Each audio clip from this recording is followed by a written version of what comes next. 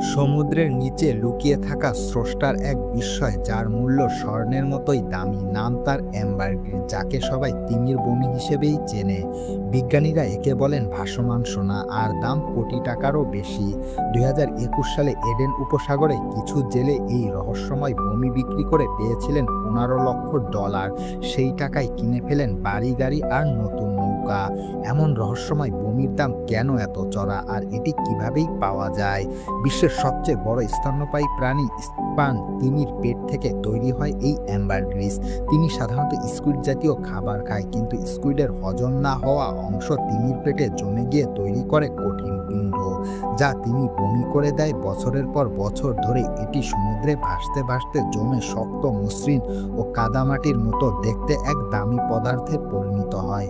বেশিরভাগ সময় অ্যাম্বারগ্রিস ভেসে আসে সাগরের ঢেউয়ে। অ্যাম্বারগ্রিস মূলত ব্যবহার হয় দামি